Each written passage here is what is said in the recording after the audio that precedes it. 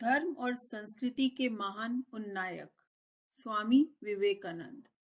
कलकत्ता नगर में महामारी प्लेग का प्रकोप था। प्रतिदिन सैकड़ों व्यक्तियों पर उसका आक्रमण होता था। हालत बिगड़ती देखकर सरकार ने स्थिति को नियंत्रण करने के लिए कड़े नियम बनाए, पर जब नगर निवासी अनुशासन की कमी से उनका पालन करने में ढील डाल करने लगे, तो शहर के भीतर और चारों तरफ फौज तैनात कर दी गई। इससे नगरवासियों में बड़ा आतंक फैल गया और उपद्रव हो जाने की आशंका होने लगी। स्वामी विवेकानंद उस समय विदेशों में हिंदू धर्म की ध्वजा फैलाकर और भारतवर्ष का दौरा करके कलकत्ता आए ही थे। वे अपने देशी विदेशी सहकारियों के साथ बेलूर में रामकृष्ण परमहंस मठ की स्थापना की योजना में संलग्न थे। लोगों पर इस घोर विपत्ति को आया देखकर वे सब काम छोड़कर कर्म क्षेत्र में कूद पड़े और बीमारियों की चिकित्सा और सफाई को एक बड़ी योजना बना डाली। गुरु भाई ने पूछा, स्वामी जी, इतनी बड़ी योजना के लिए फंड कहाँ से आएगा? स्वामी जी ने तुरंत उत्तर दिया, आवश्यकता पड़ेगी तो इस मठ के लिए जो जमीन खरीदी है उसे बेच डालेंगे। सच्चा मठ तो सेवा कार्य ही है। हमें तो स्वदेव सन्यासियों के नियमानुसार भिक्षा मांगकर खाने व पेड़ के नीचे निवास करने के लिए तैयार रहना चाहिए। सेवा व्रत को इतना उच्च स्थान देने वाले स्वामी विवेकानंद जन्म 12 जनवरी 1863 कलकत्ता के एक मध्यम श्रेणी के बंगाली परिवार में उत्पन्न हुए थे। उस समय भारत में तीव्र वेग से अंग्रेजी राज्य और ईसाई संस्कृति का प्रसार हो रहा था। इसके परिणाम स्वरूप देश में उच्च वर्ग का विश्वास अपने धर्म और सभ्यता पर से हिल गया था और ऐसा प्रतीत होने लगा था कि कुछ ही समय में इस देश में ईसाईयत का पताका उड़ने लगेगी। पर उसी समय देश में ऐसे ही कितने ही महामानवों का आविर्भाव हुआ जिन्होंने इस प्रबल धारा को अपने प्रभावों से दूरी तरफ मोड़ दिया। उन्होंने हिंदू धर्म के सच्चे स्वरूप को संसार के सामने रखा और लोगों को विश्वास दिला दिया कि आत्मोन्नति और कल्याण की दृष्टि से हिंदू धर्म से बढ़कर धार्मिक सिद्धांत संसार में और कोई नहीं है। इन महामानवों में स्वामी विवेकानंद का स्थान बहुत ऊंचा है। ईश्वर का साक्षात करने की धुन। बालावस्था में स्वामी विवेकानंद को, जिनका नाम उस समय नरेन था, ऐसे ही वातावरण में रहना पड़ा था और इसके प्रभाव से वे बहुत छोटी आयु में ही ब्रह्म समाज में जाने लगे थे। यह संस्था उच्च वर्ग के नवशिक्षित लोगों द्वारा ही स्थापित की गई थी और हिंदू धर्म की कितनी ही मान्यताओं, अनेक देवी देवता, मूर्ति पूजा, अवतारवाद, गुरुवाद आदि के विरुद्ध उसने आंदोलन उठाया था। वे लोग जात पात का निराकरण, सब जातियों में समानता, स्त्री शिक्षा, बड़ी उम्र का विवाह आदि अनेक सुधारों के लिए भी जोरों से प्रयत्न कर रहे थे। नरेंद्र के विचार भी उस समय बहुत कुछ इनसे मिलते जुलते थे, इसलिए प्राय उन सभाओं में जाने लगे थे। ब्रह्म समाज में ध्यान का अभ्यास करने पर विशेष जोर दिया जाता था, पर जब ध्यान करने और नियमित रूप से समाज की प्रार्थना में सम्मिलित होने पर ईश्वर के साक्षात्कार के संबंध में कोई प्रगति ना हुई, तो उनका विश्वास ब्रह्म समाज से हटने लगा और एक दिन उन्होंने अकस्मात समाज के अध्यक्ष महर्षि देवेंद्र नाथ ठाकुर के पास जाकर प्रश्न किया, महाशय, आपने ब्रह्म को देखा है? एक छोटे लड़के के मुंह से ऐसा प्रश्न सुनकर महर्षि चौंक पड़े और बोले, लड़के, तेरी आंखें तो योगी की तरह हैं। पर नरेंद्र ने इस उत्तर से संतोष नहीं हुआ और वह अपने प्रश्न का उत्तर जानने के लिए अनेक धार्मिक समझे जाने वाले लोगों से यही चर्चा करने लगे। नरेंद्र को इस प्रकार ईश्वर की खोज में चारों ओर भटकते देखकर एक दिन उनके काका ने कहा कि तुझे यदि वास्तव में ईश्वर को प्राप्त करना हो तो ब्रह्म समाज आदि को छोड़कर दक्षिणेश्वर में ठाकुर रामकृष्ण परमहंस के पास जा। कुछ ही दिन बाद श्री रामकृष्ण पड़ोस में से ही एक सज्जन के यहाँ पधारे। नरेंद्र को भी संगीत कार्यक्रम में भाग लेने के लिए वहां बुलाया गया। परमहंस जी ने इस अपरिचित किशोर को देखकर एकाकी उसकी तरफ आकर्षित हो गए और उसका परिचय प्राप्त करके एक दिन उन्होंने उसे दक्षिणेश्वर आने को कहा।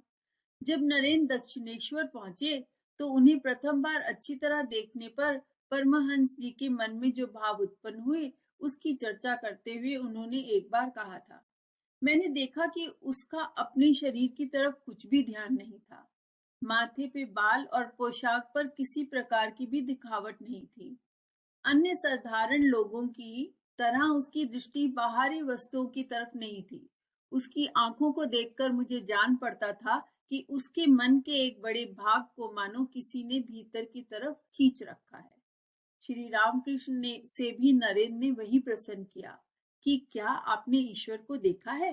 उन्होंने कहा, हाँ देखा है, जिस प्रकार मैं तुम सबको देखता हूँ और तुम्हारे साथ बात करता हूँ, उसी प्रकार ईश्वर को भी देखा जा सकता है और उनसे बातें की जा सकती हैं।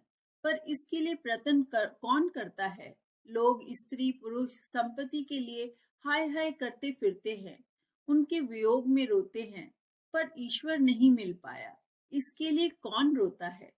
ईश्वर की प्राप्ति नहीं हुई, इसके लिए यदि मनुष्य उसी प्रकार व्याकुल हो जाए जैसे स्त्री पुरुष आदि के लिए हो जाता है, तो अवश्य ईश्वर के दर्शन कर सकेगा। परमहंस की जी का उत्तर सुनकर नरेंद्र के मन में ये भाव आया कि ये अन्य धर्म उपदेशकों की तरह पुस्तकें पढ़कर ऐसी बातें नहीं कर रहे हैं, वरन इन्होंने सर्वस्व त्याग कर संपूर्ण मन से ईश्वर की आराधना करके अपने अंतः प्रदेश में उसे देखा है, वैसा ही वे कह रहे हैं।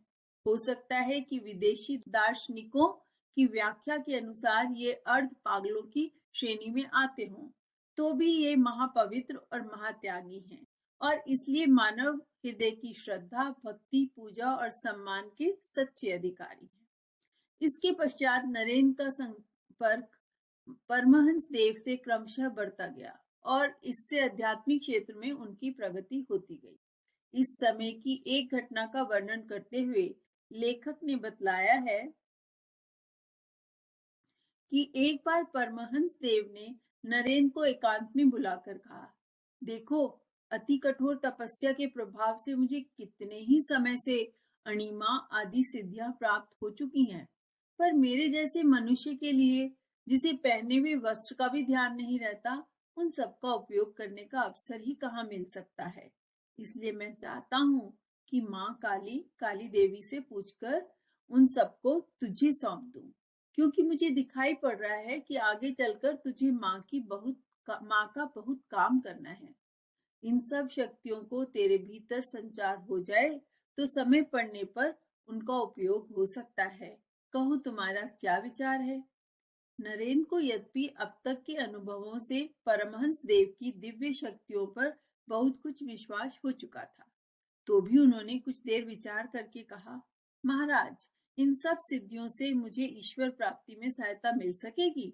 रामकृष्ण, इस संबंध में तो मैं तो संभवतः उनसे कोई सहायता प्राप्त नहीं हो सकेगी, तो भी ईश्वर प्राप्ति के पश्चात जब उनका कार्य करने में प्रवृत्त होगा तो ये सब बहुत उपयोगी होंगी। नरेंद्र, तो महाराज, इन सब सिद्धियों की मुझे क्या आवश्यकता है? पहले ईश्वर दर्शन हो जाए, फिर देखा जाएगा कि इन सिद्धियों को ग्रहण किया जाए या नहीं। अत्यंत चमत्कारिक विभूतियां और सिद्धियों को अगर अभी से लेकर ईश्वर प्राप्ति के ध्येय को भुला दिया जाए और स्वार्थ की प्रेरणा से उन अनुचित प्रयोग किया जाए, तो यह बड़ा हानिकर बात होगी। इस उत्तर को सुनकर परमहंस देव बहुत संतुष्ट हुए। उन्होंने समझ लिया कि नरेंद्र वास्तव में त्याग भावना वाला है और वह सेवा मार्ग पर बहुत अधिक प्रगति कर सकेगा। काली माता से विवेक का वरदान। इसी प्रकार की दूसरी घटना उस समय हुई जब सन 1884 में नरेंद्र के पिता श्री विश्वनाथ दत्त का देहांत हो गया और पारिवारिक झगड़ों के कारण घर की आर्थिक स्थिति अत्यंत शोचनीय हो गई। किसी दिन तो घर में चूल्हा भी नहीं जल पाता और सबको भूखा रहना पड़ जाता।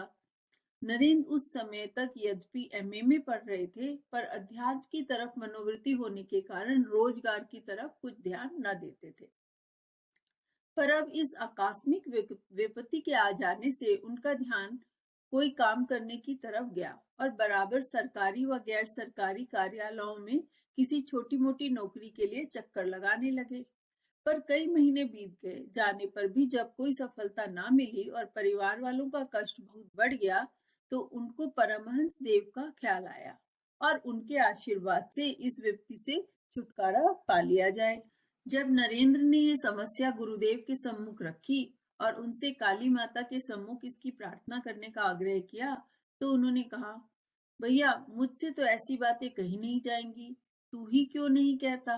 तू माँ को नहीं मानता, इसलिए तो सारा बखेड़ा खड़ा हुआ है। परमहंस देव के समझाने पर नरेंद्र मंदिर के भीतर पहुंचे और उन्होंने देखा कि वास्तव में वहां अनंत प्रेम की वर्षा करती हुई माता का चिन्मय स्वरूप उपस्थित है। भक्ति और प्रेम से उनका हृदय भर गया और बार बार उसी मूर्ति को प्रणाम करके कहने लगे, माँ विवेक दो, वैराग्य दो, भक्ति दो और ऐसा करो जिससे नित्य तुम्हारा दर्शन होता रहे। जब वे बाहर आए तो परमहंस जी ने पूछा, क्यों, माँ के पास जाकर आर्थिक तंगी को दूर करने की प्रार्थना की? उनके इस प्रश्न से चौंक कर नरेंद्र ने कहा, नहीं, उसे तो मैं भूल ही गया, अब क्या होगा? परमहंस देव ने कहा, जा जा, फिर चला जा, वहां जाकर माँ को सब बात बतला दे, वे अवश्य ही सब व्यवस्था कर देंगे। नरेंद्र फिर मंदिर में गए। भीतर पहुंचते ही फिर सब बात भूल गए और बार बार ज्ञान और भक्ति की प्रार्थना करके बाहर ही निकल आए। तीसरी बार भी ऐसा हुआ। तब वे परमहंस देव को पकड़कर बैठ गए। ये सब आपकी ही लीला है, आप मेरे परिवार के निर्वाह की व्यवस्था अब आप ही कीजिए। अंत में परमहंस जी को कहना पड़ा, जा, उनको रोटी और मोटे कपड़े की कमी नहीं होगी। हुआ भी ऐसा ही। इस घटना से मालूम होता है कि जिन व्यक्तियों का दृष्टिकोण आध्यात्मिक होता है, वे कठिनाइयों में पड़ने पर भी ईश्वर को अपने स्वार्थ संबंधी कोई याचना नहीं करते। उनकी दृष्टि में इस क्षण भंगुर वस्तुओं का मूल्य ज्ञान और भक्ति जैसा संसार सागर में पार लगाने वाले तत्वों की अपेक्षा अत्यंत न्यून होता है। यही कारण है कि घोर आर्थिक कष्ट में फंसे होने पर भी वे काली माँ के सामने वैसी तुच्छ बात को ना कह सके और ज्ञान और भक्ति का वरदान मांगकर ही चले गए। हमको इसकी तुलना में आजकल के उन साधकों से करनी चाहिए जो कोई साधारण सा अनुष्ठान आरंभ करते ही बड़ी बड़ी कामनाओं की सिद्धि का स्वप्न देखा करते हैं और जब अपनी अयोग्यता के कारण कुछ प्रगति नहीं होती है तो देवता को झूठा बतलाते हैं। इससे हम समझ सकते हैं कि वर्तमान समय में अध्यात्म मार्ग से लोगों की श्रद्धा हटते जाने का कारण क्या है। जन सेवा के लिए संन्यास। इसके कुछ समय पश्चात परमहंस देव का स्वास्थ्य अधिक बोलने के कारण बिगड़ गया और उनकी सेवा का भार नरेंद्र ने अपने ऊपर ले लिया। इसके लिए उन्होंने अपने घर बार को एक प्रकार से त्याग ही दिया और पूरा समय परमहंस देव की परिचर्या और उनके अन्य शिष्यों की देखभाल में लगाने लगे। अंत में 16 अगस्त 1886 को परमहंस देव का देहांत हो गया। तब उनके समस्त शिष्यों और आश्रम की व्यवस्था का भार नरेंद्र पर आ पड़ा। उन्होंने कुछ ग्रस्त भक्तों की सहायता से एक पुराना खंडर जैसा मकान किराए पर लिया और 5-7 नवयुवक वहां रहकर आत्म साधना में संलग्न रहने लगे। नरेंद्र ने अपना उदाहरण उपस्थित करके सबको यही प्रेरणा दी कि हम जब सन्यासी हो चुके हैं तो हमको भोजन वस्त्र की सुविधा असुविधा का ध्यान छोड़ देना चाहिए। उस समय वास्तव में स्थिति भी ऐसी आ गई थी कि आश्रम में खाने के लिए कुछ भी सामग्री नहीं रहती और भिक्षा के द्वारा जो थोड़ा बहुत चावल मिल जाता उसी को उबालकर सब बांटकर काम चला लेते। साथ में साग भाजी की तो क्या बात, कभी कभी नमक भी नहीं मिलता था। पर इससे किसी के मुख पर असंतोष का कोई चिन्ह नहीं दिखाई देता था। सूखी पात, नमक और बेलपत्र पे इन लोगों ने महीनों तक निर्वाह किया। नरेंद्र बराबर सबका उत्साह कायम रखते थे और समझाते रहते थे कि यदि हमको सन्यासी रहकर संसार की कुछ सेवा करनी है तो हम इस प्रकार के अभावों और कठिनाइयों को खुशी से सहने को तैयार रहना चाहिए। देश दशा का अनुभव। सन 1888 में स्वामी जी नरेंद्र देश भ्रमण के लिए निकले। उस समय उन्होंने अपने पास एक भी पैसा न लिया और ना किसी तरह की सामग्री। केवल भगवान के भरोसे वे आश्रम से निकल पड़े और वहां से वृंदावन होकर हाथरस पहुंचे। वहां का स्टेशन मास्टर शारद चंद उनका भक्त बन गया और बड़े आग्रह के साथ उन्हें अपने यहाँ ठहराया। एक दिन उसने पूछा, स्वामी जी, आप उदास क्यों जान पड़ते हैं? स्वामी जी ने उत्तर दिया, बेटा, मुझे एक महान कार्य पूरा करना है, पर अपने साधनों की अल्पता को देखकर मैं निराश हो जाता हूँ।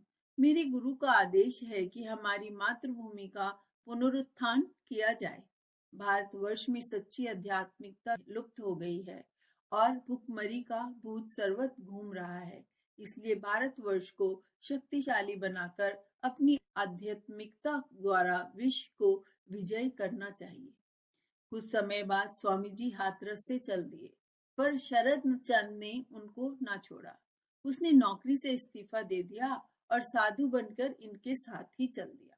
स्वामी जी हिमालय के विभिन्न स्थानों में भ्रमण करने लगे, जहां शरद चंद बीमार पड़ गया। तब स्वामी जी ने उसकी इतनी अधिक सेवा की जितनी कोई नौकर नहीं कर सकता। फिर हरिद्वार पहुंचकर वे स्वयं बीमार हो गए और 5 महीने की चिकित्सा व सेवा शुश्रूषा से बड़ी कठिनाइयों से निरोग हुए। इस बीच में खबर आई कि कलकत्ते के आश्रम आर्थिक संकट के कारण बुरी हालत में है। स्वामी जी शीघ्र ही वहां पहुंचे और कुछ व्यवस्था करके फिर भारतवर्ष की यात्रा पूर्ण करने को निकल पड़े। इस यात्रा में स्वामी जी को बड़े अनुभव हुए। उन्होंने विभिन्न भारतीय वर्गों की अच्छी जानकारी प्राप्त की। राजस्थान भ्रमण करने के लिए वे पहले अलवर पहुंचे और वहां 2-3 दिन तक उनकी ऐसी ख्याति हो गई कि हिंदू ही नहीं, मुसलमानों का समूह भी दर्शनार्थ आने लगा। अंत में वहां के महाराज ने उनको बुलाया और सत्संग करके अपने को धन्य माना।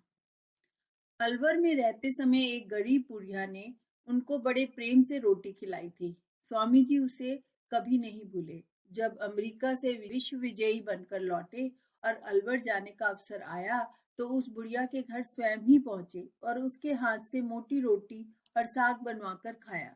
चलते समय उसके घर वालों को चुपचाप 100 रुपए सहायतार्थ दे दिए।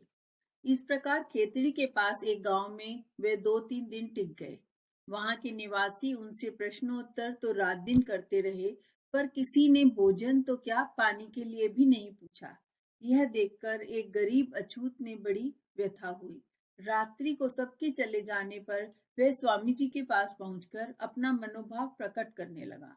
स्वामी जी ने जब उससे रोटी लाने को कहा तो वह अत्यंत डर कर कहने लगा, अगर मैं आपको रोटी खिलाकर भ्रष्ट कर दूं तो इस बात को प्रकट होते पर मुझे गांव से निकाल दिया जाएगा। स्वामी जी ने आश्वासन देने पर वह 3-4 रोटी दे गया और स्वामी जी ने उनमें अमृत के समान स्वाद पाया। फिर जब वे खेतड़ी के राजा को गुरु बनकर राजमहल में ठहरे तो उन्होंने उस घटना का जिक्र किया। राजा साहब ने अछूत को बुलवाया। पहले तो वो बहुत घबराया और क्षमा मांगने लगा, पर राजा ने उसकी बड़ी प्रशंसा की और उसे पुरस्कृत करके उसकी गरीबी को दूर कर दिया। लिम्बड़ी काठियावाड़ में स्वामी जी सन्यासियों के एक आश्रम में ठहर गए, जो वास्तव में वाम मार्गी थे। उन्होंने स्वामी जी को भी अपनी भैरवी चक्र में शामिल होने को कहा। जब इन्होंने इस प्रकार के व्यभिचार कर्म से घृणा प्रकट की तो उनको एक कोठरी में बंद कर दिया गया और मारने का भय दिखाने लगे। स्वामी जी बड़ी कठिनाई से उनके फंदे से छूटे और उनको भ्रष्ट कम करने के अपराध में गिरफ्तार कराया। इस घटना से स्वामी जी के ब्रह्मचर्य व्रत को दृढ़ता का परिचय मिला। मैसूर में भी महाराज ने उनका बड़ा सत्कार किया। एक दिन वहां के दीवान ने उनको कोई भेंट देने का बड़ा आग्रह किया और चेकबुक लेकर अपने सेक्रेटरी के साथ में भेज दिया और नगर की सबसे बड़ी दुकान में स्वामी जी को जो कुछ पसंद करें वही दिला दिया जाए। स्वामी जी ने सब कुछ देखा भला, पर अंत में 12 आने की एक छोटी सी चीज लेकर दीवान साहब के आग्रह की रक्षा कर दी। इसी प्रकार उन्होंने अपने व्यवहार से ये सिद्ध कर दिखाया कि सच्चा सन्यासी संसारिक प्रलोभनों से अपने को दूर ही रखता है। देशोद्धार का संकल्प। अब स्वामी जी भारत भ्रमण करते हुए देश के अंतिम सीमा पर पहुंच चुके थे। वह रामेश्वर होकर कन्याकुमारी पहुंचे। वहां भारत भूमि के अंतिम छोर की शोभा देखकर उन्होंने थोड़ी ही दूर पर समुद्र के बीच निकली हुई एक चट्टान को देखा। स्वामी जी तैरकर वहां पहुंचे और शिला पर बैठकर कई घंटों तक अपने देश की वर्तमान दशा पर विचार करते रहे। अंत में उनके मुख से स्वतः ही ये उद्गार निकले, हम लाखों साधु सन्यासियों लोगों के लिए क्या कर रहे हैं? अध्यात्म का उपदेश? पर यह तो पागलपन है।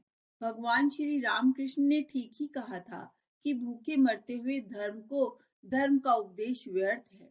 जहाँ लोगों को खाने के लिए नहीं मिलता, वहां वे धार्मिक कैसे बन सकते हैं? इसलिए पहले देशवासियों की आर्थिक अवस्था सुधारने के लिए वैसी ही शिक्षा देनी चाहिए। उसके बाद वे स्वयं अपनी समस्याओं को सुलझा लेंगे। पर इस काम के लिए पहले तो कार्यकर्ता चाहिए और फिर धन की आवश्यकता है। मैं भिखारी सन्यासी इसको कैसे दूर कर सकता हूँ? पर कोई बात नहीं, गुरु की कृपा से मैं इसे करूंगा अवश्य। भारत के एक एक नगर में से ऐसे व्यक्ति इकट्ठा होंगे जिनका हृदय लोगों की दशा सुधारने के लिए तड़प रहा होगा, जो इसके लिए जीवन अर्पण करने को तैयार होंगे। पर पैसा? इस कार्य का भार लेकर मैं राजा से लेकर रंक तक के पास घूम चुका हूँ, पर सर्वत्र सहानुभूति के ही शब्द मिलते हैं। इसलिए मैं इस कंगाल देश में किसी का सहारा न लेकर समुद्र पार पश्चिमी देशों में जाऊंगा और अपनी विद्या बुद्धि के प्रभाव से पैसा प्राप्त करूंगा। फिर स्वदेश आकर लोगों के उद्धार की योजना पूरी करूंगा और इसी प्रयत्न में प्राण दे दूंगा। मद्रास पहुंचने पर स्वामी जी ने के पास अनेक जिज्ञासुओं की भीड़ रहने लगी। एक हिंदू पंडित आया जिसका आचार विचार पूरी तरह से अंग्रेजी हो चुका था। उसने वेदों को ऋषियों के अर्थहीन लेख बतलाया और कहा, स्वामी जी संध्या बंदन का समय नहीं मिलता, इसलिए उसे छोड़ दिया जाए तो कोई हानि नहीं। भारतीय संस्कृति के प्रति ऐसी अवज्ञापूर्ण बातें सुनकर स्वामी जी एकदम आवेश में आ गए और गरजकर कहने लगे, क्या कहा?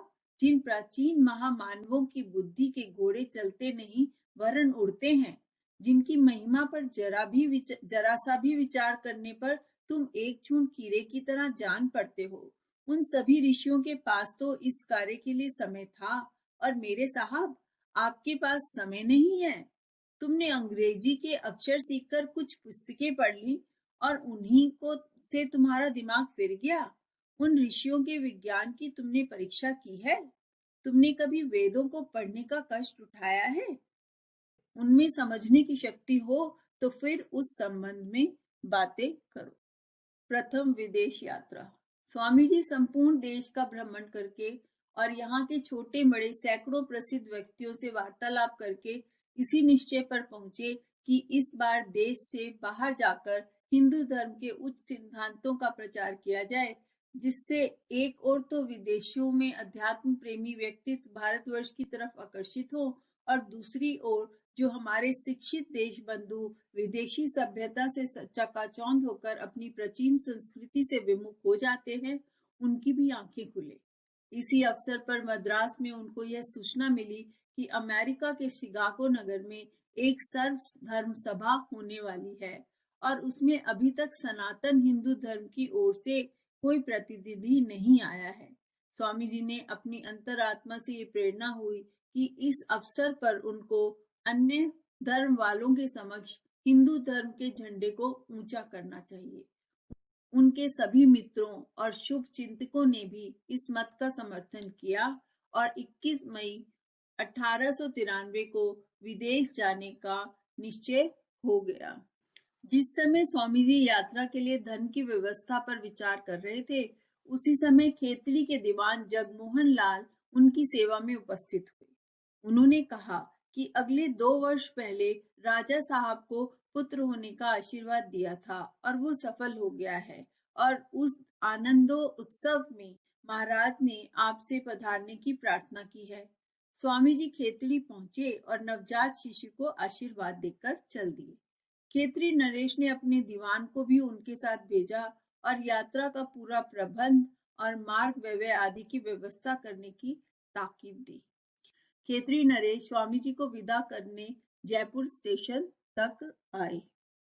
चलते चलते उन्होंने पूछा, आप अमेरिका पहुंचकर किस काम नाम से प्रचार कार्य करेंगे? स्वामी जी ने उत्तर दिया, अभी तक तो मैंने कोई पक्का नाम नहीं रखा है। कभी सच्चिदानंद, कभी अन्य कोई नाम रखकर फिरता रहता हूँ। उस समय राजा साहब ने कहा, स्वामी जी, आपको विवेकानंद का नाम कैसा लगता है? उस दिन से ही परमहंस देव के शिष्य नरेंद्र स्वामी विवेकानंद के नाम से प्रसिद्ध हुए। जयपुर से बंबई जाते हुए आबू रोड स्टेशन पर स्वामी जी की भेंट अकस्मात अपने एक गुरु भाई तुरानंद से हो गई। उनसे बातें करते हुए स्वामी जी ने कहा, हरि भाई, मैं तुम्हारे धर्म कर्म को अधिक नहीं समझता, पर मेरा हृदय अब बहुत विशाल हो गया है और मुझे सामान्य लोगों के दुखों का बड़ा अनुभव होने लगा है। मैं सत्य कहता हूँ कि लोगों को कष्ट पाते देखकर मेरा हृदय बहुत व्याकुल होता है। ये कहते कहते स्वामी जी की आंखों से आंसू गिरने लगे। स्वामी तुरानंद ने इस प्रसंग का वर्णन करते हुए कहा था, क्या ये भावना और शब्द बुद्ध देव के से नहीं है? मैं दीपक के प्रकाश की तरह स्पष्ट देख रहा था कि देशवासियों के दुखों से स्वामी जी का हृदय धधक रहा था और वह इस दुर्व्यवस्था का सुधार करने के लिए किसी रामबाण रसायन की खोज कर रहे थे। 31 मई को स्वामी जी बंबई के बंदरगाह पर अमेरिका जाने वाले जहाज में सवार हो गए। उस समय भगवा रंग का रेशमी लबादा, माथे पर उसी रंग का फेटा बांधकर किसी राजा के समान शोभा देने लगे। इस सब की व्यवस्था खेतड़ी के दीवान जगमोहन लाल ने ही की थी। जगमोहन लाल और मद्रास के एक भक्त अलसिंह पेरुमल उन्हें जहाज के दरवाजे तक पहुंचाने को आए। थोड़ी देर बाद जहाज के छूटने का घंटा बजा। दोनों भक्तों ने स्वामी जी के पैर पकड़कर आंसू भरे नेत्रों से विदा ली और जहाज चल दिया। Colombo, Penang, Singapore, Hong Kong, Nagasaki, Osaka, Tokyo आदि बड़े नगरों को देखते हुए स्वामी जी अमेरिका के वैंकूवर बंदरगाह पर उतरे। वहां से रेल द्वारा शिकागो पहुंच गए। स्वामी जी जुलाई के आरंभ में अमेरिका पहुंच गए थे। वहां उनको मालूम हुआ कि सभा सितंबर में होने वाली है। इतने समय तक शिकागो जैसे खर्चीले शहर में होटल में रहने लायक धन स्वामी जी के पास ना था। ये भी कहा गया कि किसी प्रसिद्ध संस्था के प्रमाण पत्र के बिना ये धर्म सभा के प्रतिनिधि के रूप में स्वीकार नहीं किए जा सकते थे। कुछ दिन बाद कर्म खच की निगाह से बोल्टन चले गए। रास्ते में एक वृद्ध महिला से उनका परिचय हो गया, जिसने आग्रह पूर्वक उन्हें अपने घर ठहरा लिया, पर उस शहर में अपनी पोशाक के कारण उन्हें असुविधा होने लगी। विचित्र ढंग से गेरुआ लबादा और फेटा देखकर मार्ग में अनेक व्यक्ति और लड़के इसे तमाशा समझकर उनके पीछे लग जाते और हुर्रे हुर्रे का शोर मचाने लगते। इस दिक्कत से बचने के लिए उस महिला ने उनको सलाह दी कि वे समानतः आप यहीं की पोशाक पहना कीजिए। स्वामी जी सन्यासी होने पर भी रूढ़ियों के गुलाम नहीं थे और उद्देश्य की सिद्धि के लिए इस प्रकार की बाह्य परिवर्तन में उनको कुछ भी ऐतराज न था। पर कठिनाई ये थी कि अब उनके पास अधिक रुपया नहीं बचा था। इससे वे धैर्य पूर्वक कठिनाइयों को सहन करके दिन बिताने लगे। इतने में स्त्रियों की एक संस्था ने उनको अपने यहाँ व्याख्यान देने के लिए आमंत्रित किया। उस भाषण से जो भी आय हुई उससे स्वामी जी ने के लिए अमेरिकन पोशाक बन गई और तब से उन्होंने गेरुआ वस्त्रों को केवल भाषण के समय ही रख दिया। फिर भी उनकी कठिनाइयों का अंत ना हुआ और शिकागो वापस आने पर एक दिन उनको स्टेशन के बाहर पड़ी खाली पेटी के भीतर सारी रात काटनी पड़ी। फिर भी उनका धैर्य सहायक बना रहा और सब तरह की बाधाओं को पार करके वह धर्म सभा के अधिवेशन के प्रतिनिधि रूप में सम्मिलित होने में सफल हो गए। सर्वधर्म सम्मेलन सन 1893 की 11वीं सितंबर को सर्वधर्म सम्मेलन का उद्घाटन हुआ। संसार भर के विभिन्न देशों के प्रतिनिधि तथा शहर के बहुसंख्यक प्रतिष्ठित व्यक्ति आर्ट पैलेस कला मंदिर के विशाल हॉल में एकत्रित हुए। प्रत्येक प्रतिनिधि अपने अपने धर्म की महत्ता सिद्ध करने को उत्सुक था। इस उद्देश्य से कई दिनों तक अधिक से अधिक प्रभावशाली भाषण देने की तैयारी कर रहा था, पर स्वामी जी को अभी तक इस प्रकार की तैयारी कर सकने की सुविधा नहीं मिल सकी थी और सभा में वे सबसे पीछे बैठे ईश्वर चिंतन में संलग्न थे। अंत में 10 का घंटा बजा। ईसाई पादरी अनुभव करने लगे कि जगत में ईसाई धर्म सर्वश्रेष्ठ है। इस तथ्य को दुनिया के सामने प्रकट करने का समय आ पहुंचा और वास्तव में इस भावना से अमेरिका के बड़े धार्मिक नेताओं ने इस महासम्मेलन का आयोजन किया था, परंतु इस किसी को खबर ना थी कि ये घंटा तो सनातन हिंदू धर्म की विजय का बज रहा है। वहां स्वामी जी को कैसा अनुभव हुआ, ये उन्हीं के शब्दों में सुनिए। मंच के ऊपर संसार के सब देशों की चुने हुए विद्वान व व्याख्यान दाता बैठे थे। मैंने अपने जीवन में ना कभी ऐसी विशाल सभा देखी थी और ना ऐसे उत्कृष्ट जन समूह के सम्मुख भाषण किया था।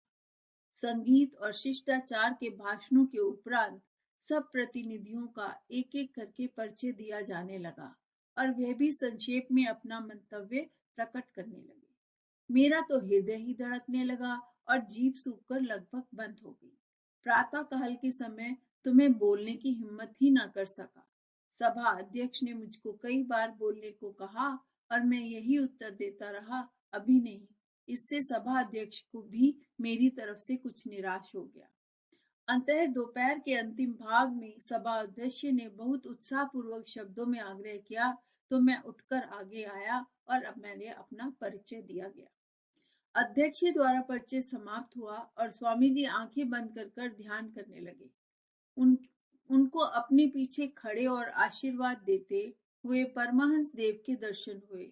बस स्वामी जी का चेहरा देवी तेज से दीप्त हो गया और उसमें एक अद्भुत शक्ति जागृत हो गई। श्री गुरुदेव और सरस्वती को प्रणाम करके उन्होंने बोलना आरंभ किया। भाइयों और बहनों। इन भाइयों और बहनों शब्दों को सुनते हुए सभा में उत्साह का तूफान आ गया। उनके मुख में लेडीज और जेंटलमैन के ब्रह्म शिष्टाचार युक्त संबोधन को सुनते सुनते जब उनके कानों में ये भाइयों और बहनों का आत्मीयता पूर्ण शब्द पड़े तो हजारों व्यक्ति जोश से तालियां बजाते हुए खड़े हो गए। स्वामी जी ने स्वयं चकित रह गए। कई मिनटों तक तालियों की गड़गड़ाहट सुनाई देती रही। अंत में लोगों के शांत होने पर स्वामी जी ने कहा, मुझे ये कहते हुए गर्व है कि जिस देश का मैं अनुयायी हूँ उसने जगत को उदारता और प्राणी मात्र को अपना समझने की भावना दिखलाई है। इतना ही नहीं, हम सब धर्मों को सच्चा मानते हैं और हमारे पूर्वजों ने प्राचीन काल में भी प्रत्येक अन्याय पीड़ितों को आश्रय दिया है। जब रोमन साम्राज्य में जुल्मों से यहूदियों का नाश हुआ तो बचे कुचे लोग दक्षिण भारत में पहुंचे तो उनके सहायता पूर्ण सहानुभूति का व्यवहार किया गया। इसी प्रकार ईरान के पारसियों को भी आश्रय दिया गया और वे आज भी गौरव के साथ वहां निवास कर रहे हैं। मैं छोटेपन से नित्य कुछ श्लोकों का पाठ करता रहा हूँ। अन्य लाखों हिंदू भी नियम से उनका पाठ करते हैं। उनमें कहा गया है, जिस प्रकार भिन्न भिन्न स्थानों से उत्पन्न नदियां अंत में एक समुद्र में ही इकट्ठी होती हैं, उसी प्रकार हे प्रभु, मनुष्य अपनी भिन्न भिन्न प्रकृति के अनुकूल पृथक पृथक जान पड़ने वाले मार्गों से अंत में तेरे ही पास पहुंचते हैं। ऐसा विराट सर्वधर्म सभा पहले कभी नहीं की गई है और ये गीता के सिद्धांतों का प्रत्यक्ष प्रमाण है। गीताकार ने कहा है, मेरे पास कोई भी व्यक्ति चाहे जिस तरह से आवे तो भी मैं उससे मिलता हूँ। लोग जिन भिन्न भिन्न मार्गों से अग्रसर होने का प्रयत्न कर रहे हैं, वे सब रास्ते अंत में मुझ में ही मिल जाते हैं। पथ संबंधी द्वेष, धर्मांधता और इससे उत्पन्न क्रूरतापूर्व पागलपन, ये सब इस सुंदर धरती को चिरकाल से नष्ट कर रहे हैं। इन बातों ने पृथ्वी पर तरह तरह के अत्याचार कराए हैं, बार बार भूमि को मानव रक्त से सिंचित किया है, संस्कृति को नष्ट भ्रष्ट कर दिया है और सब लोगों को निराश की खाई में धकेल दिया है। अगर ये क्रूर दैत्य ना होते तो मानव समाज न जाने अब तक कितनी अधिक प्रगति कर चुका होता। पर अब इन सब बातों का समय पूरा हो चुका है और अब मैं अपने हृदय से यही आशा करता हूँ कि आज प्रातःकाल इस सभा के स्वागतार्थ जो घंटा बजा था वह एक ही लक्ष्य, ईश्वर की तरफ जाने वाले मानव समूह से उत्पन्न हो गई इस तरह की अनुदारता, संकीर्णता और तलवार तथा कलम द्वारा लिखे जाने वाले अत्याचारों का अंत करने वाला मृत्यु घंट सिद्ध होगा। इस संक्षिप्त भाषण द्वारा हिंदी धर्म में निहित विश्वव्यापी एकता का तत्व और उसकी विशालता का परिचय करा देने से समस्त सभा स्वामी जी पर मोहित हो गई और जैसे ही वे अपना कथन समाप्त करके बैठे, समस्त सभा ने उनकी प्रशंसा में पुनः जय ध्वनि की। मूर्ति पूजा की उपयोगिता। इसके एक सप्ताह बाद स्वामी जी ने अपने हिंदू धर्म नाम का निबंध धर्म सभा के सम्मुख पढ़ा, जो कुछ ही समय में संसार में प्रसिद्ध हो गया। इसके आरंभ में उन्होंने अद्वैत सिद्धांत का वह रहस्य बतलाया जहां आधुनिक विज्ञान क्रमशः पहुंचता जा रहा है। उसके पश्चात उन्होंने अनेक देवी देवताओं की उपासना और मूर्ति पूजा की उस प्रथा पर प्रकाश डाला जिसके लिए उसके विरोधी तरह तरह से के आक्षेप करते रहते हैं। उन्होंने कहा, पूजा, उपासना, कर्मकांड आदि से धार्मिक विधि विधान दूसरी श्रेणी के हैं। ये साधारण मनुष्यों के चित्त शुद्धि के लिए आवश्यक है। इसी प्रकार मूर्ति पूजा मनुष्य को आध्यात्मिकता, एकाग्रता के लिए आवश्यक है। जब प्रतिमा को ईश्वर के प्रतीक के रूप में पूजा जाता है तो उसे पत्थर पूजा नहीं कहा जा सकता है। हिंदुओं का विश्वास है कि किसी सिद्धांत को मानने व ना मानने पर धर्म का आधार नहीं है, पर धर्म का उद्देश्य है ईश्वर का साक्षात्कार। उस दृष्टि को देखने पर साकार पूजा और कर्मकांड आध्यात्मिक जीवन के आरंभिक आधार माने जाते हैं, पर यह आधार या सहायता प्रत्येक व्यक्ति के लिए अनिवार्य है, ऐसा हिंदू धर्म में कहीं भी नहीं कहा गया है। बाहरी दृष्टि से जो विविधता दिखाई पड़ती है उसी में एकता का समावेश हो रहा है। विश्वव्यापी धर्म उसी को कहा जा सकता है जो किसी विशेष पद से बंधा हुआ ना हो और जिसमें जंगली मनुष्य से लेकर सुसंस्कृत मनुष्य तक की भावनाओं की पूर्ति हो सके और उस महान समन्वय में प्रत्येक श्रेणी के व्यक्ति अपने आप अनुकूल मार्ग से चलकर एक ध्येय की पर पहुंच सके। स्वामी जी की इन आरंभिक भाषणों ने उनकी श्रेष्ठता की छाप समस्त धर्मों के अधिकांश प्रतिनिधियों और अमेरिकन श्रोताओं के ऊपर लगा दी थी। संसार भर के और विशेष और अमेरिका के प्रमुख पत्रों में उनकी प्रशंसा में कलम के कालम रंगे जाने लगे। उस देश में सर्वाधिक प्रचारित न्यूयॉर्क हेराल्ड में ने लिखा है कि शिकागो धर्म सभा में विवेकानंद ही सर्वश्रेष्ठ व्यक्ति हैं। उनका भाषण सुनकर ऐसा लगता है कि जैसे उच्च श्रेणी के देश अर्थात भारत में ईसाई धर्म प्रचारकों का भेजना बिल्कुल मूर्खता है। दूसरे दी प्रेस ऑफ अमेरिका ने टिप्पणी की, स्वामी विवेकानंद धर्म सभा में उपस्थित सभासदों में अग्रगण्य हैं। उन्होंने संपूर्ण मंडली को मानो सम्मोहनी शक्ति द्वारा मुक्त कर रखा था। वहां पर प्रत्येक ईसाई चर्च के प्रतिनिधिगण उपस्थित थे, पर स्वामी जी के भाषणों की आंधी में उनके वक्तव्य न जाने कहां उड़ गए। उनके ज्ञान प्रदीप्त मुखमंडल से निकले हुए भाषण प्रभा ने अंग्रेजी भाषा की मधुरता को स्पष्ट रूप से प्रदर्शित करके धर्म तत्वों को श्रोताओं के हृदय में गंभीरता के साथ अंकित कर दिया। इस प्रकार स्वामी जी ने धर्म सभा के 17 दिन के अधिवेशन में हिंदू धर्म की वह सेवा कर दिखाई जिनको सहस्त्रों बड़े बड़े माला, तिलक व त्रिपुंडधारी मिलकर भी आजीवन न कर सके थे। उस समय 50-60 वर्ष से हिंदू धर्म पर ईसाई पादरियों का आक्रमण हो रहा था। उनके सर्व साधन संपन्न अथक प्रचार और सरकारी सहायता से देश में हिंदू धर्म की नींव हिलने लगी थी और लाखों नव शिक्षित सुयोग व्यक्तियों का झुकाव ईसाईयत की तरफ होता जाता था। पुराने ढंग से साधु, सन्यासी और पंडित इन दिनों को बुरा भला तो कहते थे, पर किसी को ये नहीं बनता था कि विदेशी धर्म के इस प्रबल प्रभाव के सम्मुख खम ठोक कर खड़ा हो जाए। स्वामी विवेकानंद ने ईसाई धर्म प्रचारकों के भीतर घुसकर उनकी सारे किलेबंदी को चूर चूर कर दिया और उनके ऊंचे महल के ऊपर हिंदू धर्म की ध्वजा फहरा दी। इसका परिणाम संसार भर में हिंदू धर्म की मान मर्यादा बढ़ जाना तो हुआ ही, भारतीय शिक्षित जनों की आंखें भी खुल गईं और वे समझने लगे कि हम विदेशियों के भुलावे में पड़कर व्यर्थ ही अपने मणिमाणकों को त्याग कर उनके चमकीले किंतु नकली नगों के ऊपर लट्टू हो रहे हैं। यह एक ऐसी सफलता थी जिसके लिए हिंदू समाज स्वामी जी का चिर ऋणी रहेगा। स्वामी जी की सफलता और बाहरी दुनिया पर उनके अप्रत्याशित प्रभाव से ईसाई मिशनरी जल भुन गए। उसी समय उनके विरुद्ध वे सिर पैर की बातें कहकर उनको बदनाम करने की चेष्टा करने लगे। उन्होंने कहा कि विवेकानंद ने हिंदू धर्म की जो व्याख्या की है और जिस प्रकार आत्मा की महिमा घोषित की है, वर्तमान प्रचलित हिंदू धर्म में कहीं दिखाई नहीं देती। वे सूक्ष्म तर्क व युक्ति द्वारा मूर्ति पूजा की दार्शनिक व्याख्या और करके पाश्चात्य जगत की आंखों में धूल झोंकने को उद्यत हुए हैं, क्योंकि जड़ की उपासना करने वाले मूर्ति पूजक हिंदू उस प्रकार की विचारधारा स्वप्न में भी नहीं सोच सकते। विशेषतः विवेकानंद एक कायस्थ परिवार में पैदा हुए हैं और हिंदू शास्त्रों के अनुसार धर्म चर्चा उनके लिए अनाधिकार चेष्टा है। इस तरह अनेक निंदा उत्साहपूर्ण प्रलाप करके उन्होंने धर्म सभा के अधिकारियों को सलाह दी कि इस उच्छृंखल चरित्रहीन युवा को सभा से निकाल दिया जाए।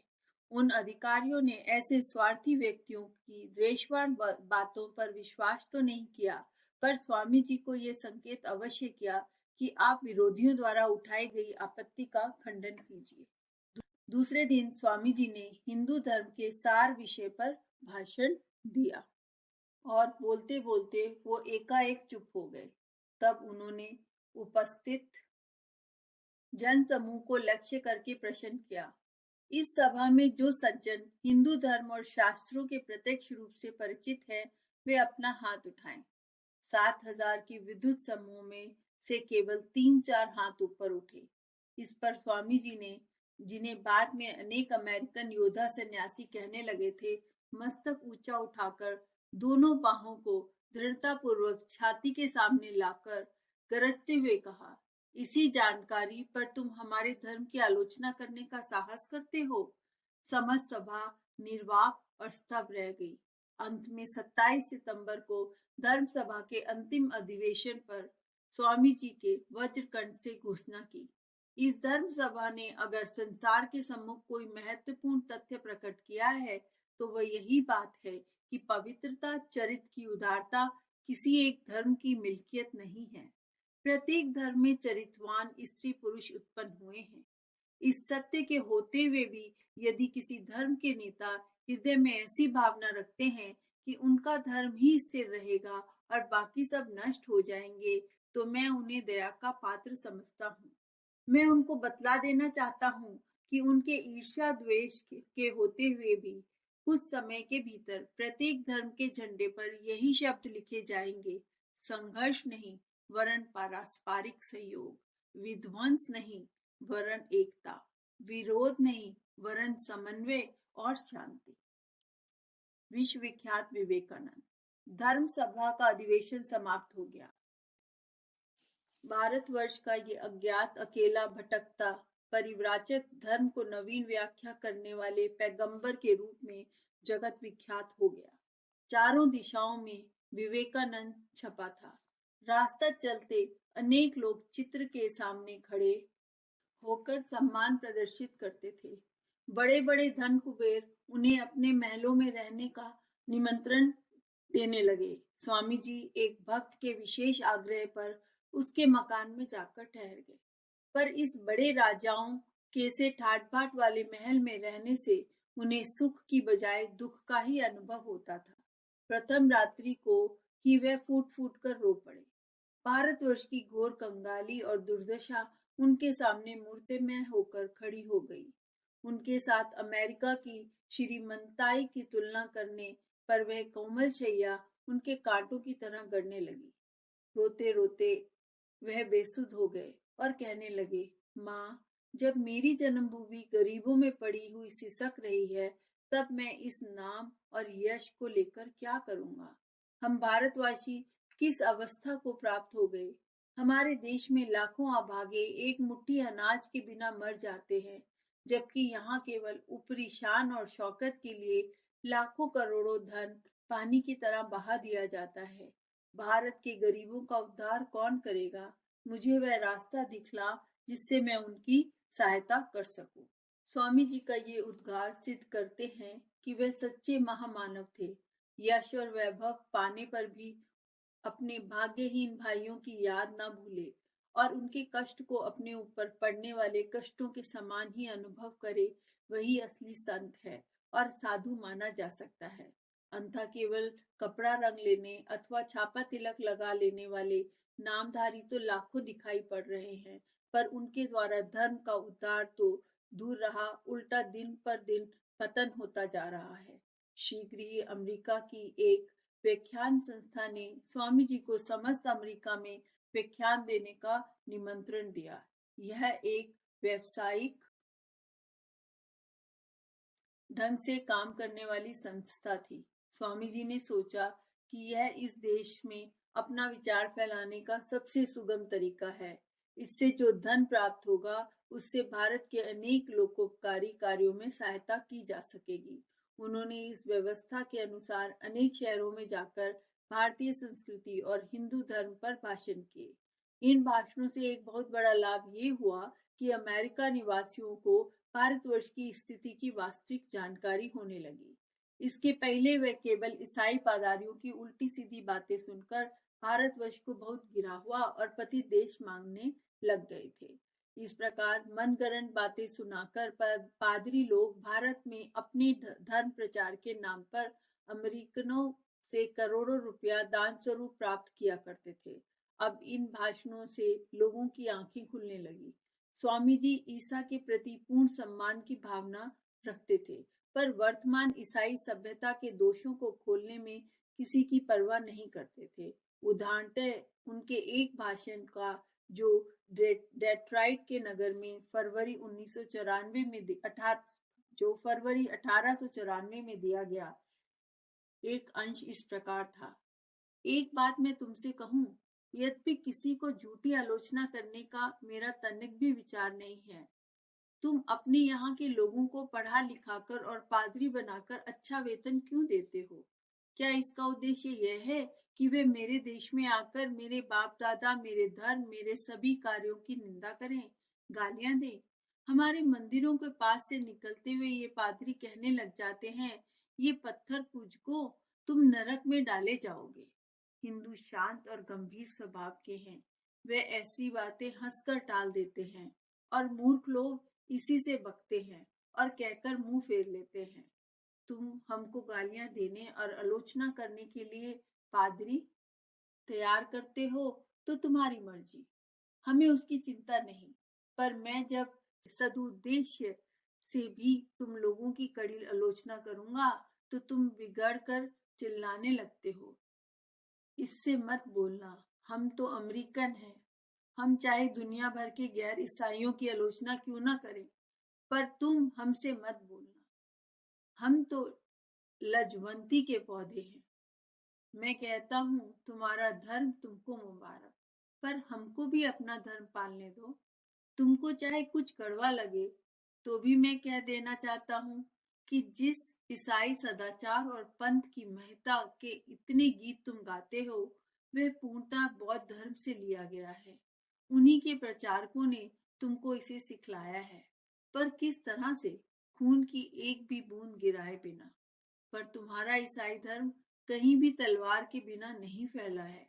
मुझे तुम संसार में केवल एक ही उदाहरण ऐसा बतला दो जहां यह बिना जोर जबरदस्ती के फैलाया गया हो।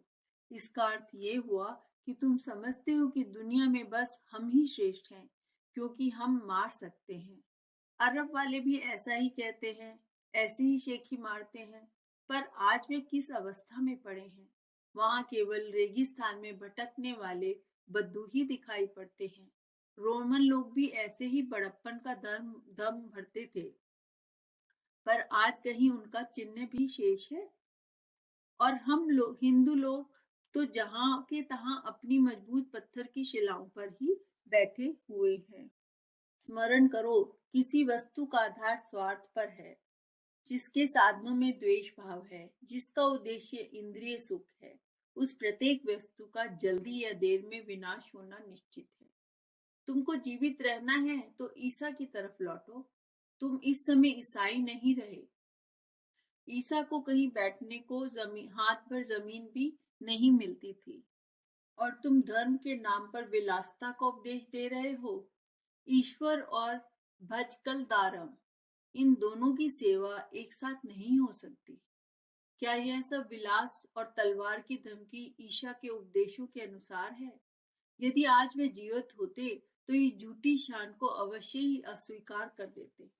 ऐसे भाषणों से ईसाई पादरियों के पेट में तो चूहे कूदने लगे। स्वामी जी के कार्य का स्पष्ट परिणाम उनको यह दिखाई पड़ रहा था कि ईसाई धर्म प्रचारणी संस्था की आमदनी पहले से आधी रह गई है। अमेरिका के बहुसंख्यक व्यक्तियों ने पदारियों को पहले इस तरह के सम्मान की दृष्टि से देखना छोड़ दिया था।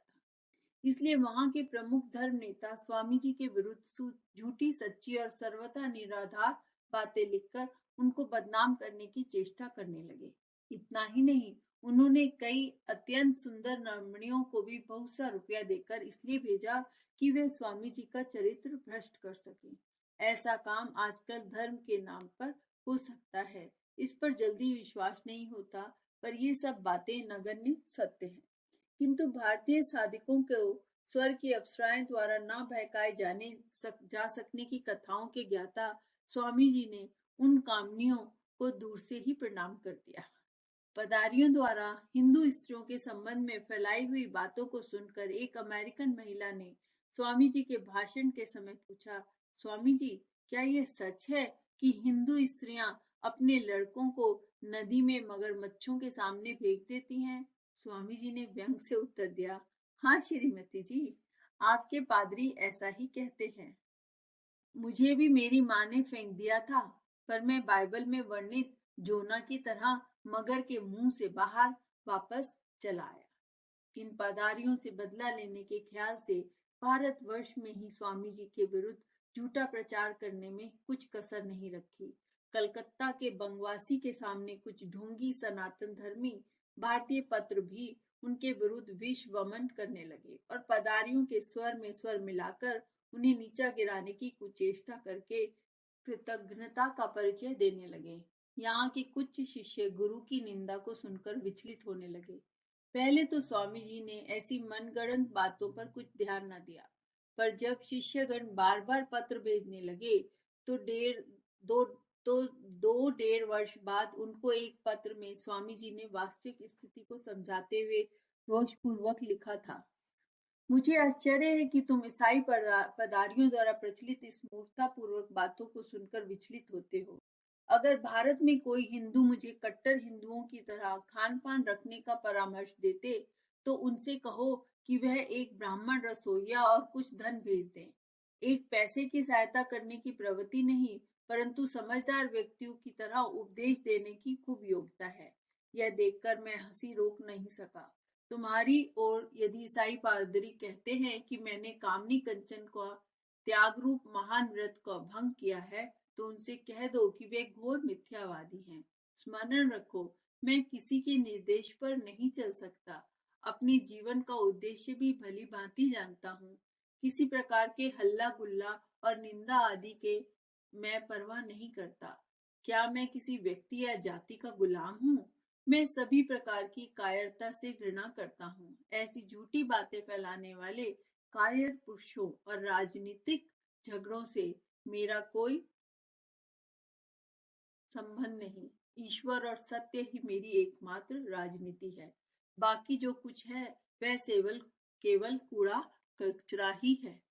वास्तव में सच्चे महापुरुष ऐसी लोक चर्चा और द्वेष बुद्धि रखने वाले की कूटनीतियों की परवाह नहीं करते, क्योंकि यदि वे ऐसा करें तो उनके जीवन उद्देश्य की हानि होती है। स्वामी जी इस तथ्य को भली प्रकार समझते थे और इसीलिए इन दोषयुक्त देशी विदेशी आलोचकों की तरफ ध्यान न देकर अमेरिका में हिंदू धर्म की नींव जमाने का प्रयत्न करने में लगे रहे। उनके विद्वतापूर्ण भाषण के प्रभाव से कुछ अमेरिकन उनके अनुयायी बन गए और नियमित रूप से योग, वेदांत, गीता, उपनिषदों की शिक्षा प्राप्त करने लगे। उनके लिए ब्रुकलिन नगर में एक छोटी सी शिक्षा संस्था क्लास खोली गई। कुछ समय पश्चात 2 अमेरिकन युवकों और एक महिला ने उन्हें सन्यास की दीक्षा भी ले ली और उनके नाम क्रमशः कृपानंद, अभ्यानंद और हरिदास रखे गए। अब वह स्वयं ही अमेरिकनों में हिंदू धर्म के उच्च सिद्धांत का प्रचार करने लगे। जब स्वामी जी अमेरिका का कार्य पूरा करके इंग्लैंड को चलने लगे तो उन लोगों ने प्रार्थना की कि आप अपने किसी गुरु भाई को ही यहाँ भेज दें। इस पर स्वामी शारदानंद को वहां भेज दिया गया। इन सब लोगों के धर्म प्रचार का यह परिणाम हुआ कि न्यूयॉर्क में एक वेदांत सोसाइटी की स्थापना की गई, जिसका प्रचार बाद में अन्य नगरों में भी किया गया। ये संस्था अभी तक उस देश में कार्य कर रही है और इनके द्वारा अमेरिकनों में अध्यात्म भावनाओं का प्रचार ही नहीं हुआ है, वहां की जनता में भारत के प्रति सहानुभूति भी उत्पन्न हुई है, जिससे भारत को पर्याप्त सहायता मिली है। स्वामी जी का इंग्लैंड में प्रचार कार्य। अमेरिका में धर्म प्रचार का कार्य भली भांति जम जाने पर स्वामी जी इंग्लैंड आए। उस समय भारतवर्ष इंग्लैंड के अधीन था और यहाँ के निवासी चाहे वे राजा हों या अथवा रंग, वहां पर प्रजा की तरह ही माने जाते थे। स्वामी जी इंग्लैंड में भी अपनी योग्यता द्वारा भारतवर्ष और हिंदू धर्म की श्रेष्ठता का प्रभाव स्थापित करना चाहते थे। 2-4 दिन में ही वे लंदन में हिंदू योगी के नाम से प्रसिद्ध हो गए और बड़े बड़े विद्वान व शिक्षित लोग उनके उपदेश सुनने को आने लगे। एक दिन उनका भाषण पिकेडेली प्रिंसेस हॉल में हुआ, जिसमें अध्यात्म विषयों पर रुचि रखने वाले 1000 से अधिक श्रोता उपस्थित थे। दूसरे दिन लंदन के सभी समाचार पत्रों में इनकी विद्वता के विषय में बड़े बड़े लेख प्रकाशित हुए। स्टैंडर्ड नामक प्रसिद्ध पत्र ने लिखा है कि बहुत दिनों से कोई ऐसा शक्तिशाली भारतीय इंग्लैंड में व्याख्यान मंच पर खड़ा नहीं हुआ था। स्वामी जी ने बतलाया कि हमारे कारखानों, इंजनों, वैज्ञानिक आविष्कार और पुस्तकों द्वारा जितना उपकार हुआ है, उससे अधिक खराबी भी हुई है। उन्होंने इस तथ्य को बुद्ध और ईसा मसीह की वाणियों के साथ तुलना करके आधुनिक सभ्यता की तीव्र आलोचना की है। क्रॉनिकल नाम के एक पत्र में संपादक ने लिखा, लोकप्रिय हिंदू सन्यासी विवेकानंद के अन्य प्रत्यंगों में बुद्ध देव का सादृश्य दिखलाई पड़ता है। वाणिज्य द्वारा प्राप्त हमारी समृद्धि, हमारे रक्त पिपासापूर्ण युद्ध और धर्म प्रचार संबंधी असहिष्णुता का खरी आलोचना करके उन्होंने कहा, इस मूल्य में विचारे हिंदू तुम्हारी खोखली आडंबरपूर्ण सभ्यता के प्रेमी ना बन सकेंगे। उन्होंने वहां पर अनेक भाषणों में बार बार लोगों की चेतावनी दी कि यदि शीघ्र उन्नति करने वाली और ऊपर से मनोहर दिखाई पड़ने वाली पश्चिमी सभ्यता को वेदांत के त्याग और वैराग्य की नींव पर स्थापित ना किया गया तो उनका तीव्र शीघ्र नाश होना भी संभावी है। सावधान, सारी पश्चिमी जगत एक ज्वालामुखी के ऊपर टिका हुआ है। वह किसी भी समय आग उगलकर तुम्हारा विध्वंस कर सकता है। अब भी तुम न चेतोगे तो 50 वर्ष में सर्वनाश का दृश्य दिखलाई देगा। कहना ना होगा कि सन 1896 में कही गई ये भविष्यवाणी गत 2 महायुद्धों के रूप में पूर्णतः सत्य हो चुकी है। इंग्लैंड में स्वामी जी की भेंट प्रोफेसर मैक्समूलर से भी हुई, जिन्होंने अपना समस्त जीवन लगाकर वेदों को खोज प्रकाशित करने का महान कार्य किया था। उनके दर्शन कर स्वामी जी ने लिखा कि 70 वर्ष के वृद्ध प्रोफेसर के मुख से आध्यात्मिकता का भाव स्पष्ट प्रकट होता था और श्वेत बाल से युक्त वे ऋषि ही की तरह जान पड़ते थे। उनके निवास स्थान की सादगी, वृक्षावली, पुष्प और प्राकृतिक वातावरण भारत के ऋषि आश्रमों की याद दिलाता था।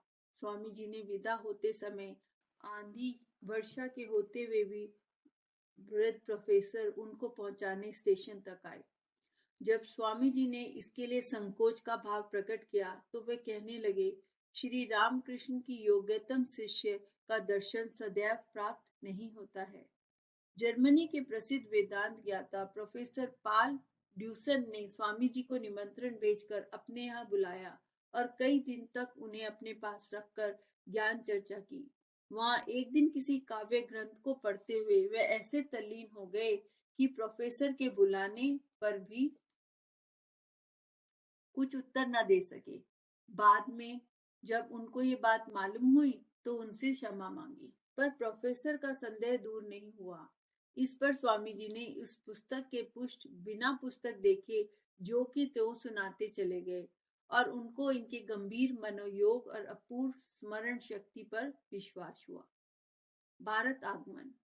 इसी प्रकार लगभग 4 वर्ष तक यूरोप अमेरिका में हिंदू धर्म की ध्वजा फहराकर और हजारों पश्चिमी लोगों को वेदांत और भारतीय अध्यात्म का अनुयायी बनाकर स्वामी जी ने स्वदेश वापस आने का निश्चय किया। उस समय इंग्लैंड के वेदांत प्रेमियों ने कोई अन्य भारतीय शिक्षक वहां छोड़कर जाने का आग्रह किया तो उन्होंने अपने आश्रम के स्वामी अभेदानंद को इंग्लैंड बुलाकर वहां का कार्यभार उनके सुपुर्द कर दिया। तब 16 दिसंबर 1896 को स्वामी जी ने भारतवर्ष के लिए प्रस्थान किया। उनके कई शिष्य भी भारतवर्ष के दर्शनों की अभिलाषा रखते थे। उनमें से कप्तान सेवियर अथवा उनकी धर्मपत्नी तथा गुडविन तो उनके साथ ही रवाना हो गए।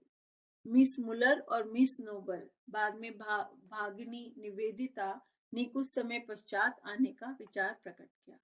चलते समय लंदन के पत्र संवाददाता ने पूछा, स्वामी जी इस चमकते दमकते विलास वैभवपूर्ण पश्चिम में 4 वर्ष रहने के पश्चात आपको अपना देश कैसा जान पड़ता है? स्वामी जी ने कहा, देखो यहाँ आने से पहले मैं भारतवर्ष से प्रेम करता था, पर अब तो वहां की धूल और हवा भी मुझे पवित्र करने वाली जान पड़ती है। अब मैं उसे एक तीर्थ के समान समझ रहा हूँ। जहाज की यात्रा करते हुए एक दिन 2 पादरी स्वामी जी को विवाद करने आ गए और तब तर्क द्वारा निरुत्तर हो गए तो हिंदू धर्म को बुरी बुरी गालियां देने लगे। कुछ देर तक तो स्वामी जी ने सहन किया, पर अब उन लोगों की अति कर दी थी। वे उठे और एक पादरी का गला पकड़कर कुछ हंसी के साथ कह दिया, अब तो मेरे धर्म को गालियां दी तो मैं उठाकर समुद्र में फेंक दूंगा। बेचारा पादरी कांपने लगा और बोला, महाराज मुझे क्षमा करो, अब कभी ऐसा न करूंगा। इसके बाद वे जब कभी भी स्वामी जी को देखता तो झुककर प्रणाम करता था। भारत में स्वागत।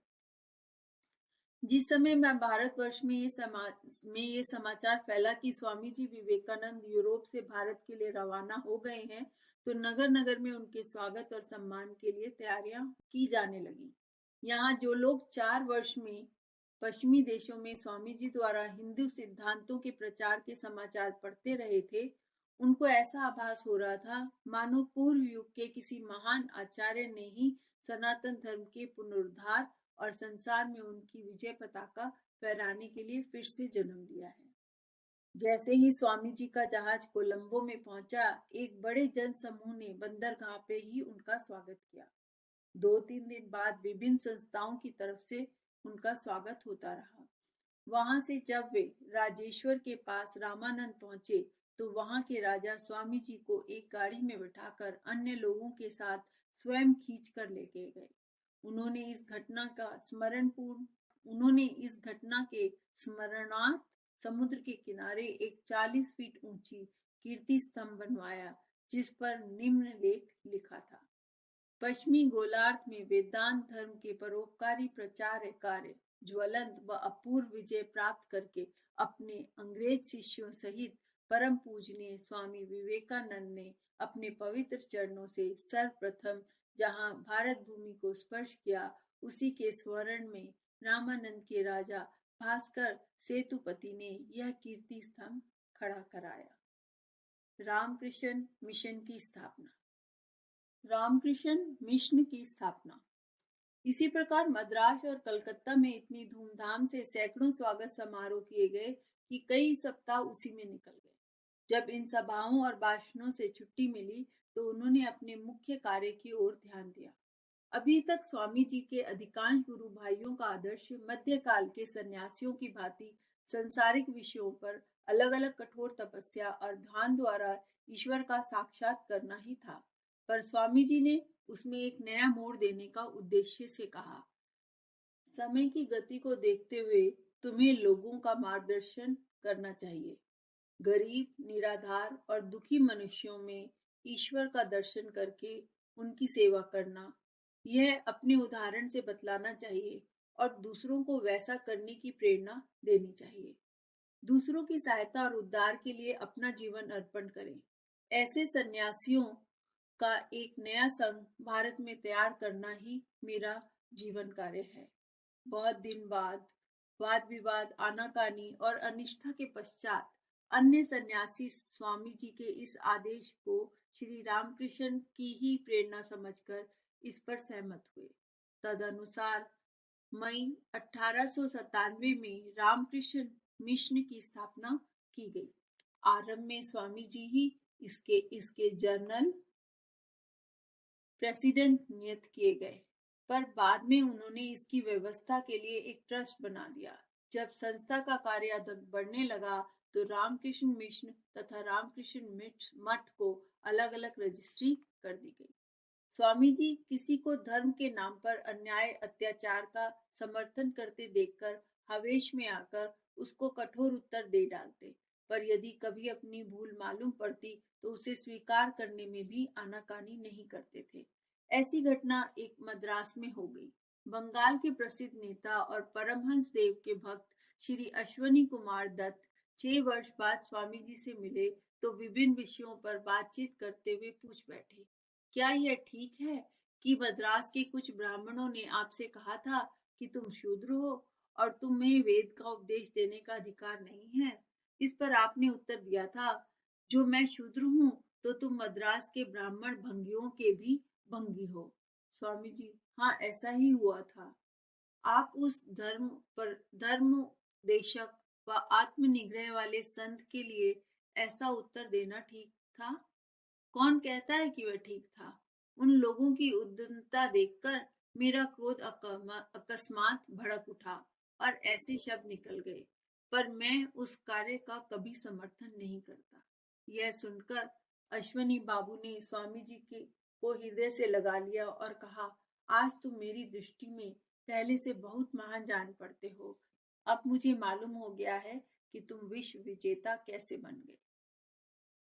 1998 में बेलूर मठ की स्थापना की गई तो उन्होंने श्री रामकृष्ण के अवशेष वाले ताम्र कलश को स्वयं कंधे पर उठाया और बड़े जुलूस के साथ उसे मठ के नए मकान में ले गए। रास्ते में उन्होंने कहा, देखो, ठाकुर ने मुझसे कहा था कि अपने कंधे में बिठाकर तू मुझे जहां ले जाएगा वहीं पर मैं रहूंगा। इन शब्दों पर श्रद्धा रखकर मैं स्वयं ठाकुर को नए मठ में लेकर चल रहा हूँ। इसलिए यह निश्चित समझ लेना कि जब तक गुरुदेव के नाम पर उनके अनुयायी सचित्रता का व्यवहार करते रहेंगे, तब तक गुरु महाराज यहीं विराजेंगे। स्वामी जी का स्वास्थ्य अब बहुत निर्बल होने लग गया था। इस दशा में उन्हें अपने कर्तव्य पालन में किसी प्रकार की कसर नहीं होने दे रहे थे। महापुरुषों की दृष्टि से छोटी या बड़ी उम्र तक जीने का कोई महत्व नहीं होता। वे यही चाहते हैं कि जब तक सांस लेते रहें तब तक भगवान का कोई न कोई काम संपन्न करते रहें। इसलिए जब उनका अमेरिका में बार बार बुलावा आया तो वे अस्वस्थ दशा में भी रवाना हो गए। न्यूयॉर्क पहुंचकर सबसे पहले वेदांत सोसाइटी का निरीक्षण किया तो जान पड़ा कि वह निरंतर प्रगति कर रही है और अब उसका निजी स्थान हो गया है।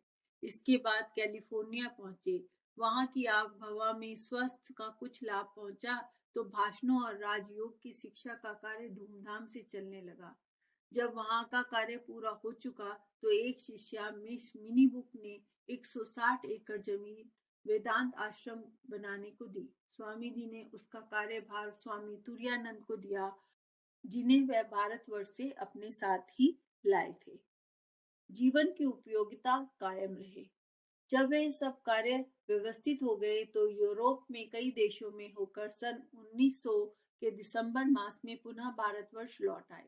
उन्होंने अपने आने की सूचना किसी के पास नहीं भेजी क्योंकि इसके स्वागत समारोह में फंसना पड़ता और बहुत सा अमूल्य समय यूं ही निकल जाता, जिसे वे ठोस कार्यों में लगाना चाहते थे।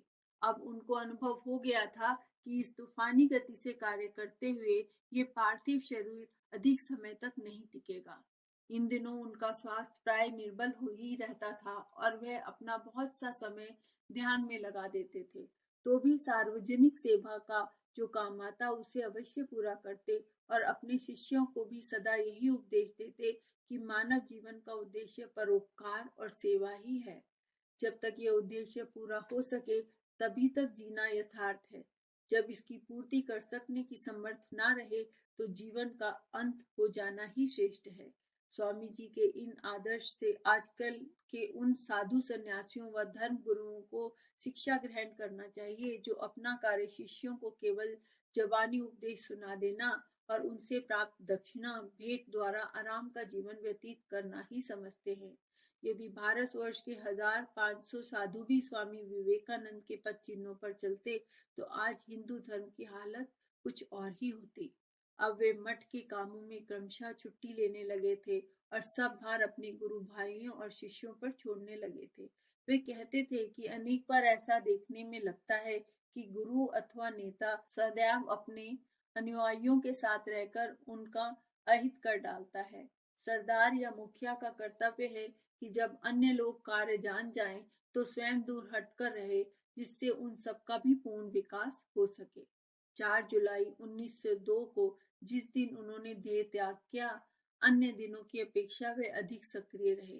प्रातःकाल शीघ्र ही उठकर नित्य कर्म से निवृत्त होकर हुए और पूजा मंदिर में जाकर दरवाजा बंद करके 3 घंटा गुरुदेव और काली माता का पूजन और ध्यान करते रहे। संध्या समय आरती हो जाने पर वे माला लेकर जप करने बैठ गए। कुछ देर बाद उन्होंने एक शिष्य से कहा कि मुझे कुछ गर्मी जान पड़ती है, तू मेरे पास बैठकर पंखा करता रहे। यह कहकर जमीन पर बिछे बिस्तरे पर लेट गए और आंखें बंद करके अर्ध सुषुप्त की सी अवस्था में कुछ देर पड़े रहे। लगभग 9 बजे उनका हाथ जरा कांपा, उन्होंने एक गहरी सांस ली और प्राणवायु शरीर से बाहर निकल गया। रात्रि भर आश्रमवासी इस आशा में बैठे रहे कि शायद स्वामी जी समाधि की अवस्था में हों, पर प्रातःकाल यह देखकर उनके नेत्र लाल हो गए कि उनके नाक और मुंह से कुछ खून निकला है। डॉक्टरों को बुलाया, उन्होंने बतलाया कि इनके मस्तिष्क की शिरा फटने से मृत्यु हुई है। शिष्यों ने समझ लिया कि स्वामी जी ने योग विधि से ब्रह्मरंध्र को भेद कर आत्मा को शरीर से पृथक कर दिया है। तीसरे पहर अपार जनसमूह की उपस्थिति में मठ के अहाते में एक वृक्ष के नीचे उनका दाह संस्कार किया गया और हजारों कंठों से एक सार गगनभेदी स्वर निकला, गुरु महाराज की जय, हिंदू धर्म की जय।